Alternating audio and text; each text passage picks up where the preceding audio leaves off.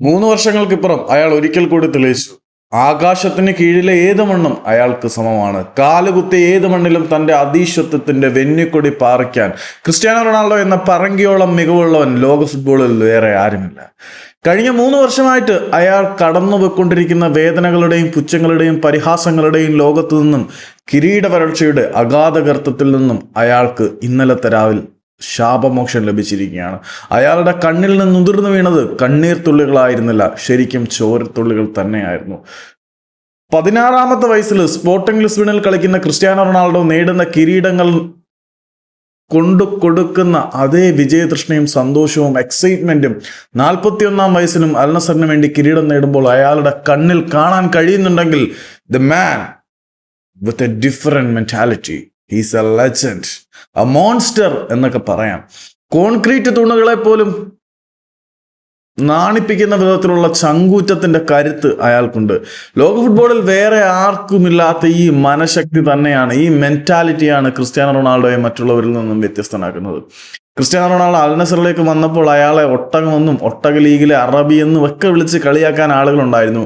പക്ഷേ മരുഭൂമിയിൽ ഇതാ മഞ്ഞ് പെയ്തിരിക്കുന്നു. അതിന്റെ കാരണം ക്രിസ്ത്യാനോ റൊണാൾഡോ എന്ന പേര് മാത്രമാണ്.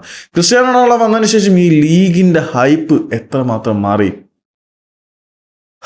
അയാളെ പ്രായം തളർത്തി തുടങ്ങി. ഇനി ക്രിസ്ത്യാനോ റൊണാൾഡോ ഇല്ല, ക്രിസ്ത്യാനോയുടെ കാലം കഴിഞ്ഞു എന്നൊക്കെ വിധി എഴുതിയവരുടെ എണ്ണം ഒരുപാടായിരുന്നു.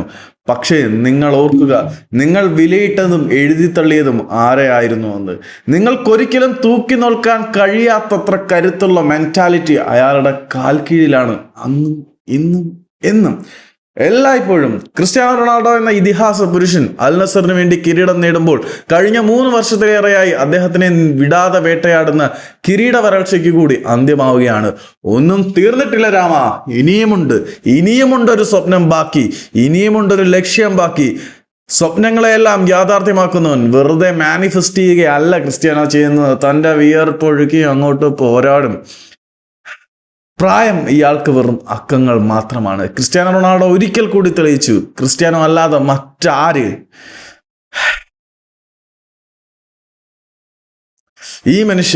ഈ മനുഷ്യൻ ലോക ഫുട്ബോളിന്റെ നെറുകയിലാണ്. അയാൾക്ക് കാൽ കീഴിലാകാൻ ഇനി നേട്ടങ്ങൾ ബാക്കിയില്ല.